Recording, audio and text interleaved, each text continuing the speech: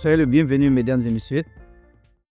Une fois encore, je suis ici pour vous présenter une leçon en anglais. Mais comme d'habitude, notre moyen de communication sera le français. Mais au fur et à mesure, je vais aussi utiliser l'anglais de temps en temps. Bon, aujourd'hui, le cours porte sur la grammaire. Le cours porte sur la grammaire pour aujourd'hui. Oui. Qu'est-ce qu'on va voir? Ce qu'on va voir aujourd'hui, c'est ce qu'on appelle le temps futur. Le futur. Pourquoi le futur? Je vais parler du futur parce que on construit des phrases dans le futur différemment que le français. Comme d'habitude, on étudie du où on connaît à où on ne connaît pas. Ça, c'est pédagogie. Quand on parle de pédagogie, c'est ça. Il faut commencer par où tu connais à où tu ne connais pas. Ou bien, le professeur doit commencer par où les apprenants connaissent à où les apprenants ne connaissent pas. Donc, c'est pourquoi je confronte les deux, le français et l'anglais. Sans perdre de temps, nous allons au tableau pour voir comment le français construit des phrases dans le temps futur. C'est pas parce que vous ne connaissez pas, hein? Oui, excusez-moi. C'est pas parce que vous ne connaissez pas. Non, vous connaissez plus que moi-même. Parce que vous êtes des francophones, moi, je suis anglophone. Ce que je vais faire, c'est pour commencer par quelque part et terminer par quelque part. Allons-y. En français, il y a pas auxiliaire. C'est le verbe qu'on conjugue, on fait la conjugaison. Par exemple, mais même il y a là, c'est un peu difficile en français. Comme je vous ai dit déjà, le français, la grammaire, c'est difficile. L'anglais, la grammaire, c'est facile. Si on veut confronter les deux, si on veut comparer les deux. Mais la lecture, l'anglais, c'est difficile. Et la lecture française est facile. OK. Si le verbe est verbe irrégulier, ça subit quelques changements. Par exemple, aller devient comme ça. Et maintenant, on ajoute la terminaison. Comme ça. Bon, il commence par ici. Je irai comme ça. Maintenant, ça devient apostrophe. Vous savez, tu iras, il or elle ira, nous irons. Tout cela. Ça vous dit, la grammaire française, c'est difficile. Je vais faire l'anglais et vous allez voir, c'est très facile. Si je prends le verbe, par exemple, être, on dit, là, il faut avoir être, par exemple, être devient comme ça, donc, je serai, tu seras, elle, elle sera, nous serons, vous serez, tout cela. En français, c'est ça. Mais en anglais, non. Tout ce problème-là n'existe pas. Non, c'est très direct. Sans souci, hein, il n'y a pas de problème. Bon, il va expliquer pourquoi. Si c'est verbe régulier, bon, là, c'est un peu direct.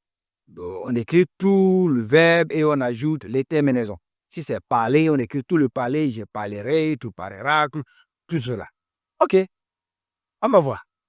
Pour construire des phrases en anglais dans le sens ou bien dans le temps futur, C'est simple. Il faut avoir un auxiliaire will ou bien shall. Il faut avoir l'auxiliaire will ou bien shall. Et maintenant, tu vas ajouter le verbe sans rien changer. Direct ou bien. C'est facile. C'est très facile. Il n'y a pas de conjugaison. Il faut savoir qu'il y a auxiliaire. Donc, tu vas avoir l'auxiliaire plus le verbe principal. Et l'auxiliaire, c'est soit will, soit shall. Bon, pour un débutant, ou bien pour un francophone qui n'a pas la langue anglaise comme sa langue première langue, ou bien langue maternelle, si vous utilisez soit ça ou ça, il n'y a pas de problème. Mais moi, mon niveau comme français de français et d'anglais, je dois savoir quand je vais utiliser ça ou quelqu'un va utiliser ça. Même un francophone qui a étudié la langue jusqu'à quelques niveaux, lui, il faut savoir si on va utiliser will ou bien on va utiliser shall. Mais pour un débutant, bien un intermédiaire, tu peux utiliser will, tu peux utiliser shall. Il n'y a pas, c'est pas une grande chose à craindre. Alors, si je prends le verbe comme go, go, comme aller, j'écris ici, go, to go. Pour avoir la phrase dans le temps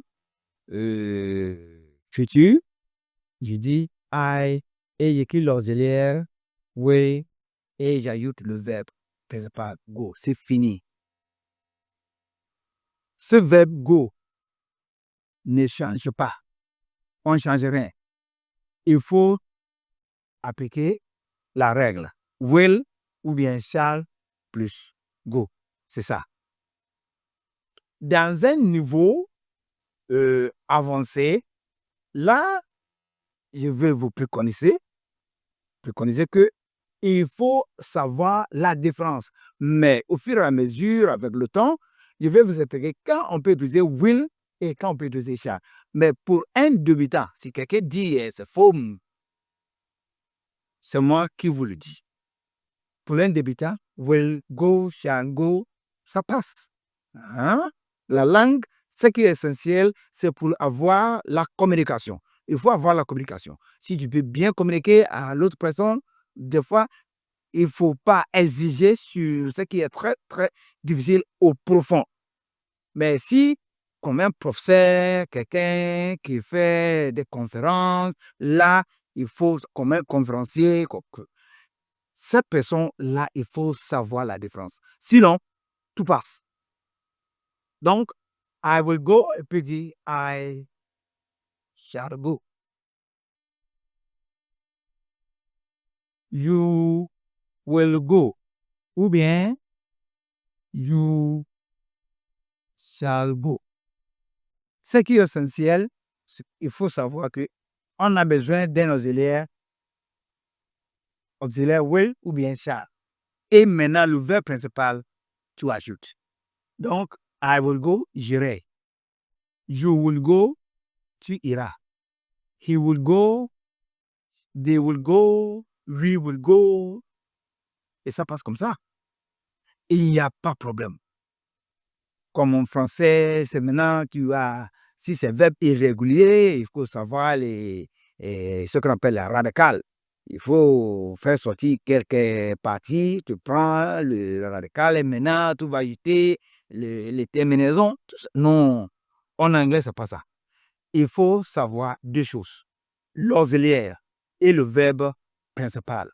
Donc, si c'est comme eat, manger, eat, je mangerai. Moi, ce qui est besoin pour construire ma phrase, c'est l'auxiliaire et le verbe eat. I will eat. Donc, quand on dit je, et maintenant j'écris manger, tout, et maintenant j'ajoute comme ça. En français, c'est ça, mais en anglais, I, j'ai besoin de l'auxiliaire. Écrit I, j'ai besoin de l'auxiliaire will, ou bien shall. Et maintenant, le verbe principal, j'ajoute. Donc, I will ou bien I shall. Et maintenant, le verbe principal suit. Eat. I will eat. I shall eat. On ne fait aucune conjugaison. On ne fait aucune conjugaison. Ce qu'on va faire, c'est l'auxiliaire will ou shall. Et maintenant, tu ajoutes le verbe principal, n'importe quel verbe. Merci, mesdames et messieurs. C'est la fin du cours pour le moment. S'il y a une question, les lignes, les liens qui suivent le cours, il faut nous contacter. S'il y a un problème, s'il y a un souci quelque part, n'hésitez pas de me contacter. Il faut vous expliquer ça. Il faut souscrire, il faut partager, il faut aimer. S'il y a une chose, on va discuter. Merci. Au revoir. Bye bye.